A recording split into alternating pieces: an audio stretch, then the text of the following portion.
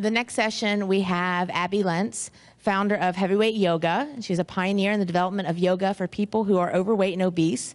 Since 2004, she has created and recreated yoga practices and life disciplines that are safe and effective for larger bodies. All expertise built on her over 42 years of yoga experience, from personal practice to teaching, then training others to teach heavyweight yoga. At 66, Abby continues to bring the benefits of yoga to everyone, regardless of their size or situation. She was selected by Fitness Magazine to their Fit 50 list. She empowers people everywhere to reclaim their health with her DVDs, YouTube videos, speaking events, and personal coaching. And I have to say, personally, I attended one of her sessions a couple years ago, and just great. So, and here's Miss Abby Lentz. Thank you. Thank you. Whoa, yeah. Pictures. 8 years of pictures of my family, my friends. 8 years of food. Not even all of the foods. 245 slides. We had to listen to Oliver's Food, Gloria's Food twice. It's such a funny, famous song. It's actually, that rendition is on 31 Songs for Toddlers, Volume 2. So that's how food is in our life. You look up there, I see family, friends, fun, celebrations. Am I there? Yeah, there's my whole family, just the 4th of July. Just food, holidays. What you're not seeing up there are heartache, ritual. You're not seeing heartache, you're not seeing diabetes, you're not seeing heart disease, you're not seeing crushed arches, you're not seeing knee replacements, you're not seeing despair, you're not seeing the self-loathing that goes on walking around in an obese body, a body that is so incredibly different and so obvious to everyone. I once had a debate with my friend who's black, and we ended up agreeing it was kind of the same thing. She will always be black no matter what, and for the longest time I thought I'd be fat no matter what. And that changed for me, and that's changed for many of you, or is about to change for many of you. And what I found is, over and over again, I'd come to conferences and I'd see that people would be recommending yoga. But there'd be no way for people to think that yoga was possible for them to do in the body you have today. And that became my message over and over again. So, food is the only substance that we need just a little of every day to live. It's addictive. It's everywhere. It's in our homes. It can be in our cars, in the corners, on the street, in the shopping malls, at work. It's everywhere, and we're constantly being barraged. People spend millions of dollars to try to get us to eat even more than we do now.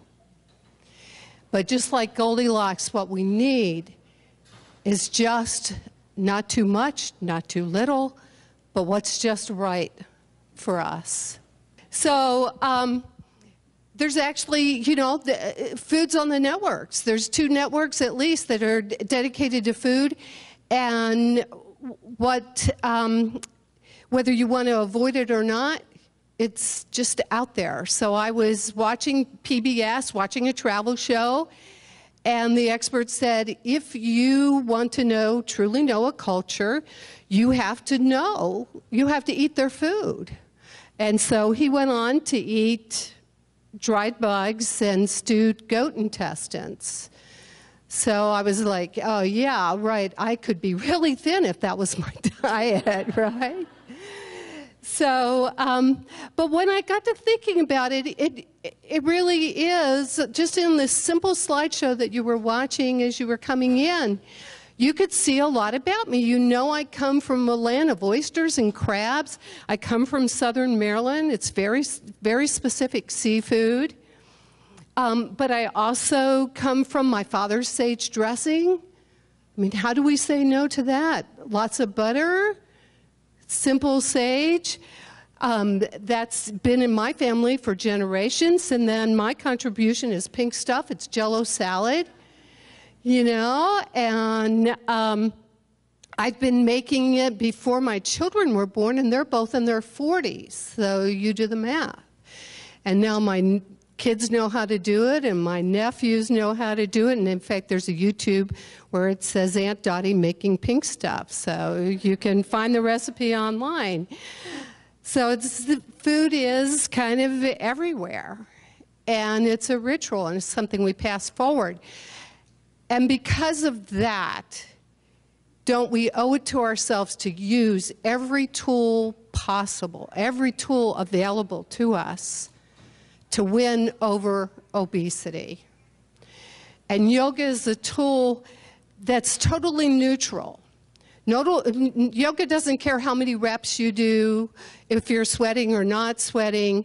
Yoga doesn't care, just like a hammer and a saw does not care if you're building a boat or a house. Two very different things, but still the goal is, what do you want? What is it that you want to be building? And whatever that is, yoga can help you make that happen. There's a lot of preconceptions about yoga. One is that it's for already pretzel thin people. So I love this because it's kind of a fat pretzel. It's a chubby pretzel, and the ampersand really tells you it can include you. It's not just people who are already thin, already trim, but yoga can be done by everyone, regardless of your size, regardless of your situation. You can get the benefits of yoga. It's not just sitting around and wasting your time. You actually can get the benefits with the body you have right now, and that's what we're going to be spending some of today doing. So I call these women my Sweet 16. This was taken in April at a women's yoga retreat. And you can see, perhaps you can see yourself there or see your former self there. Yoga can be done by everyone, everybody. Because we're honoring the weight loss surgery path with this conference, we're going to take a look at the road to health, the decision-making, the day of surgery, healing, and the rest of your life, and how yoga can help and support you through those 4 definite roads to reclaiming your health. So the first one is decisions. How do you make the decision? Fortunately, you made the decision to be here today, and you're finding a lot of information, a lot of help, not just here with me, but throughout the whole weekend. But there's a lot of decisions. Surgery, which one? Not surgery, maybe something else. Understanding that even when you decide not to make any decision at all, when your decision is in action, you've made a decision. You've made a choice.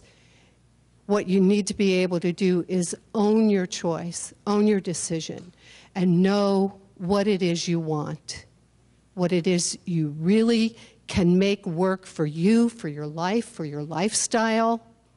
And yoga can help you unveil that. So it starts with breathing, with the foundation of life that is also the foundation of yoga. So if you just push yourself away from the chairs, we're going to be moving. We're not going to be moving across the room. You're going to be using, everything's going to be done right there in your own little parameter of your chair. So I'm going to get mine. And you want to sit comfortably. Now, if you have shoes that are easy to take off, you can slide your shoes off. Kind of ground your feet. But if you don't want to do it this way, you don't have to. We're just going to sigh away the day. Inhale through the nose, exhale through the mouth. Ah, make a noise. Inhale through the nose, exhale through the mouth. Ah, sound of the sigh softens the face, the jaw. Close the eyes, go inward. Ah, you might not think the sighing breath is doing anything, but it's stimulating your sinuses, your cheeks, your vocal cords. And you're making room on that exhale to release and let go anything that no longer serves you. Now, you may have lost 50 pounds, 100 pounds, 200 pounds, but you may still be carrying messages in your mind that undermine your efforts and your work. So sigh them away. You should be making a lot more noise. Sound of the sigh softens the face, the jaw. We're letting it all go, making room for that which you can receive. So now we'll transition into the deep belly breath. Inhaling now in and out through your nose. You want to soften your diaphragm. It's not tight. You want to soften your diaphragm. Let the bottom of your lungs pooch out. The middle of your lungs reach sideways for your rib cage. Top of the lung reaching up for your collarbone. And on the exhale, control your release. Top, middle, bottom, squeeze that last bit of breath out. But then let the next breath float in. This is deep belly breath, Dirga Pranayam. This is the breath Dr. Oz is talking about when he says, take a deep breath. Same thing for Oprah when she says, take a deep breath. This is a grounding breath. It's a way for you to release and relax. Just following along, inhale through the nose, exhale through the nose now. It may seem very odd to you right now, but it's very intuitive. If you think of your lungs as a pair of pitchers, when they fill on the inhale, the pitchers fill bottom, middle, top, and on the exhale, as you pour from the pitchers into the glass, the pitcher empties top, middle, bottom. That's the exhale breath. Deep belly breathing, a way to bring you to calm, a way for you to find out who you are and what you're thinking. Now, if you're feeling a little cloudy, you want to go ahead and there's a couple different things you can do. And we're going to start with Yanasana. There's a reason we yawn. And it's really a compliment. When you yawn in front of somebody, you're saying to them, you are so damn interesting. I need more blood to keep up with you. So let's yawn and lift. Oh, Yanasana. Stretch it out. Stretching not just the arm or the underarm or the side body. Stretch all the way up from the hip.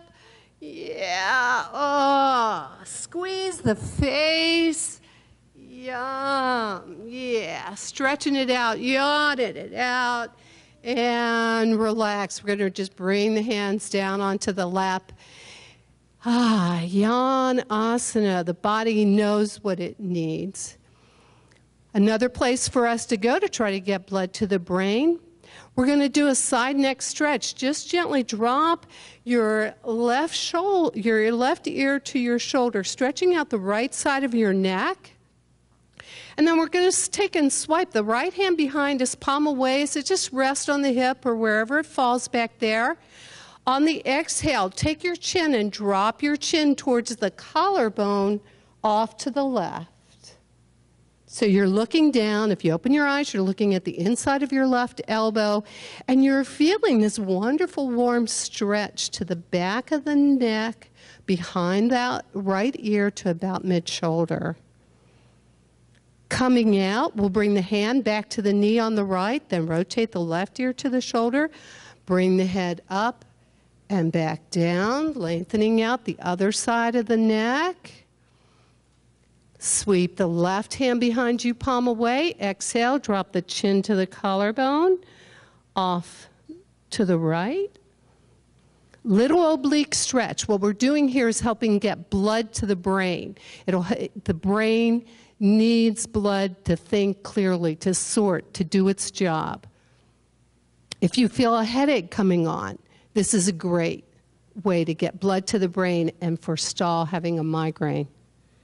Let's bring the hand back to the knee, rotate the ear to the shoulder, breathe the head back up, and you have tools for getting you have the tools for getting your thoughts clearer, your decision making a little clearer, because there's lots to decide. It's not just which surgery with which surgeon, it's all the other stuff. Am I going to be able to do all the other stuff? And finding out what your true answer is, because the answer for you is not the answer for me or the person sitting next to you. It's not the answer for the mother, is not the answer for the daughter. You have to find what you really are capable of doing. You have to know yourself in order to find out how to push through decades or at least years of habits and heartbreak. You have to find out who you are, and yoga's going to help you do that. Find out who you are now and find out who you are at the end of the path. When you're in on the day of surgery, if you've made that decision and that's where you are, things can be so stressful. Any surgery is stressful. I had my hip replaced in '08. I fell off my bike and broke my hip. I had my shoulder replaced. I had an walnut-size bone spur and had to have my shoulder replaced. It doesn't matter if it's weight loss surgery or going to the dentist or just getting stuck somewhere. Anything can be stressful, and if deep belly breathing isn't helping you, you can take a mini vacation. So, this is me. I thought I was fat. You know what I would do to look like that again? What we all would do. That house behind me is the house I grew up in Tall Timbers, Maryland. I grew up in a little tiny town. I'm on the beach, and I'm 20 years old. And when I take my mini vacation, this is where I go. So we're going to take a mini vacation right now. Coming back to center, closing your eyes, add that deep belly breath, and call on an image that makes you smile. A place, a face, an object, a pet, an old photograph. Anything that as soon as you see it in your mind's eye, as soon as you call its name, it makes you grin. Add that deep breath, soften, bottom, middle, top on the inhale, top, middle, bottom on the exhale. The joy of the image is being infused to every cell. You're finding joy and peace and happiness when all around you is swirling out of control. Safe to do. Any place you can have your eyes closed. You don't want to do this driving. Yeah, taking a mini vacation. So you're in surgery, you're prepping for surgery, you're on your back, you're all tubed up. You can't go to the bathroom, which is okay. So there's no reason for you to get up, but your legs may start twitching and cramping and feeling really annoying. So yoga can help you in this process with the point, the demi point. I love that shoe. I'm like, ah, and then the flex. So, yeah. So I'm going to lift my leg up. You don't have to lift your leg up, but the point, we're pointing as if we're in that ballet slipper. Can you go back to the ballet slipper? So we're stretching out the top of the foot on the point. Feel the stretch? Then you just pull your toes back and press through the heels. That's your demi point. And that's that high heel shoe. Yeah. And then the flex, we finally smart up. We get kind of kittenish in a practical way, doing the negative heel, the flex. So we're stretching across the top of the foot, ball of the foot between the toes, back of the calf and the Achilles heel. Let's do the other leg for those of the other foot. Point, demi point, and flex. And again, it's not like exercise. There is no magic number. I was being interviewed by somebody, and she's like, oh, no, Abby, tell us, how many of these should we do every day? You do as many that feels good. and you hang out. It's not do 10 and you're done. You want your foot to be able to receive the stretch, to be able to receive the benefit. And you can be doing this in your hospital bed. You can be doing this in your own bed at night. You have restless leg or something like that going on. Point, demi-point, and flex. So after surgery is over, the first thing they want you to do, of course, is stand up. Not as easy as it might have been, but it's going to get easier. So I'm going to ask you to stand up if you can. We're going to find Tadasana. Tadasana is a mountain pose. It's the foundation for all the standing poses. And just notice when you stand up, where are your feet? So I'm standing up and I'm looking. Your feet for Tadasana are hip width apart. It's your true hip, so find your true hip. Yeah, your thighs can squeeze together. The outsides of your feet are parallel. Your big toes are in closer than the center of your heels. And if you need to, reach in and find your hips and be sure you've dropped a plumb line straight down. Because if your frame is in alignment, it doesn't matter where the flesh is. The flesh fluctuates. Your frame, if you're an adult person, your frame is your frame. And if you honor the frame, you're going to find balance in your life. You're going to find alignment. The pigeon-toed feeling should make you want to bend your knees. Your knees are shock absorbers. Every time you lock your knee out, you're hurting the front of your kneecap. You need to try to, you're not squatting, but you have a little bend, just like the shock absorber in your car. So you want a little bend in the knee, working your way up. Your core's engaged, your front and back. Don't forget that back core. I remember the first time I really understood. I had gained a lot of weight. I was laying down in the backyard at my new house. And I sat up and I was like, you guys are in Tadasana right now. I laid down and I was like, oh, my tail must have bunched up. And so I went, well, I smoothed it out and I laid, that's my ass. Holy cow, where'd that come from all of a sudden? So, Tadasana feet, don't forget your back core. You're lifting up and in with the gluteal core muscles while you're drawing the abdominal muscles under and up. We're going to shift our weight into our left foot. Find a focus point. It can be anywhere that's not moving. And just let your hands fall forward. Welcome the pose. Embrace the pose. And lift that right foot off the mat. Now you've got your training wheel toe. Your training wheel toe can help bring you back down. Closing the eyes, moving the body however it feels good. Everybody's got their eyes closed.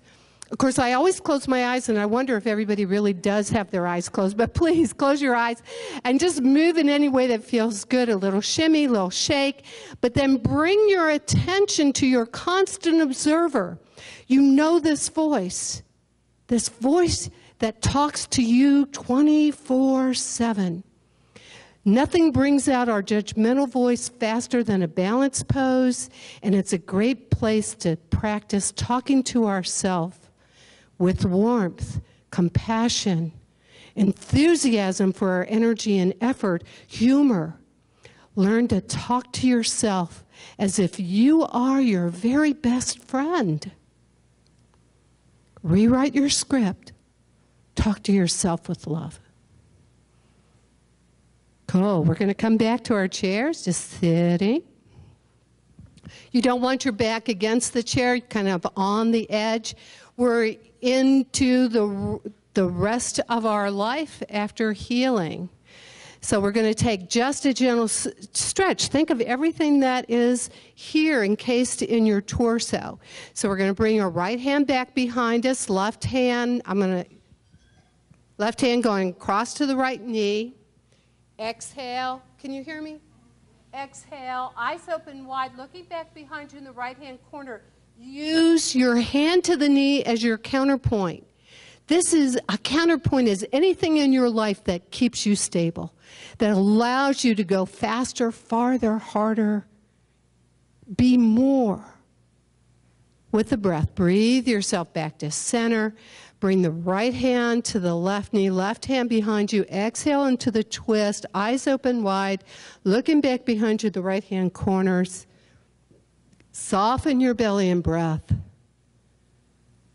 Enjoy the squeeze. And on the inhale, don't we all love to be hugged? You want to feel your inner body hug the bone.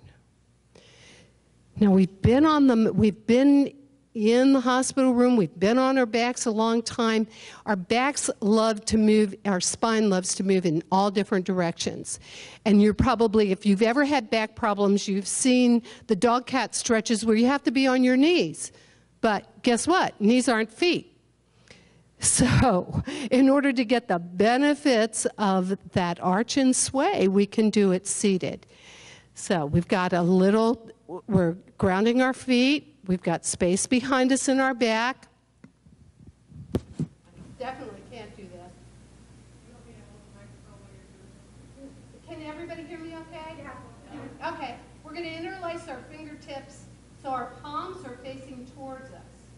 On the exhale, arch your back and press the hands away as you drop your chin into the chest, stretching out that back.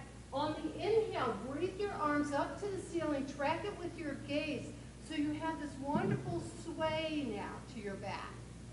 On the exhale, the hands come down, straight down and away. That's the exhale breath.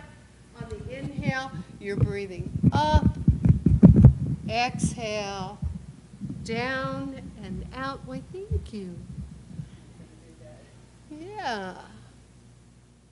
Remember, this isn't about your flesh. This isn't about this. This is about your spine. You want to be moving your spine. And next time your hands come down to your lap, pause. The other way our bodies, our spine likes to move is side to side. So we're going to take our right hand to the chair and breathe the left arm up. Now this isn't a big stretch. This is a spine stretch, so it's a little cute ballet arm, and you're dropping the shoulder down over the hip. Yeah. Just breathing into it, getting a C stretch for your spine. On the inhale, use the breath to lift. Bring that left hand to your chair. Exhale. Bring the arm up and over. Yeah. C stretch for the spine. On the inhale, we'll come back up. And we've passed one, but that's okay. The other thing you're going to want to do is that low back. If you have a low back, that's good. If you have low back stress, you want to just widen your stance here. I call this the belly well. I need a place for my belly and my boobs.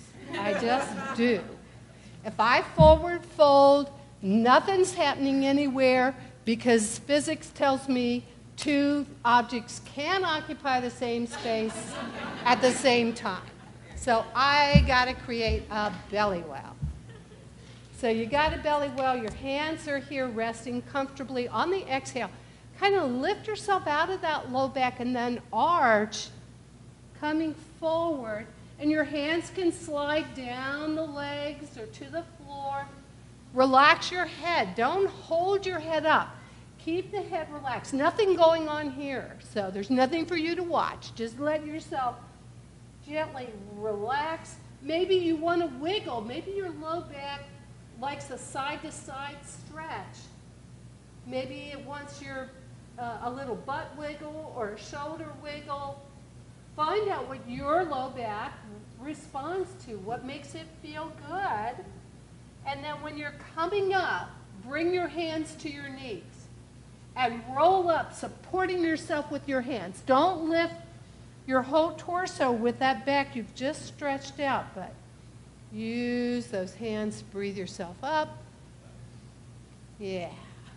So now we've had a forward fold. This is like touching your nose to your knee. You see yogis doing that. not going to be in my lifetime ever again, but you've just gotten the benefits. It's the same benefit. That forward fold that you experienced just now is the same thing as when Shiva Ray got her nose to her knee and she's totally folded over into a hairpin. The trick is getting the benefits to your body, the way it is right now. So we're going to take a back bend arch. We're not going to go in wheel pose. We're going to sweep our hands back behind us, and if you need to kind of grip one and then grip the other, that's okay. Feet are still relaxed and grounded. Squeeze the shoulder blades, lift your heart center, and find a back bend arch while you still protect your top vertebra. So the back bend arch is the back. It's not the neck. You're not looking up to the ceiling. You're lifting the heart center as you're pressing yourself forward to get the spine going in that last direction. And let's go ahead and breathe ourselves forward, bringing the hands to the knees and just kind of taking stock, taking observation. We rush through everything. Yoga's a chance to slow down and notice. Notice how good your body feels. Notice, I hate going to the dentist, but I can lower my blood pressure at the dentist with doing my deep belly breath and relaxation. Do not get me wrong. Yoga is not going to change a situation. It doesn't change the fact that my husband's bipolar. It's not going to change traffic. It's not going to change anything else in my life. It's not going to change your kids, whether they pick up their room or not. How yoga can really help you ongoing after surgery and beyond.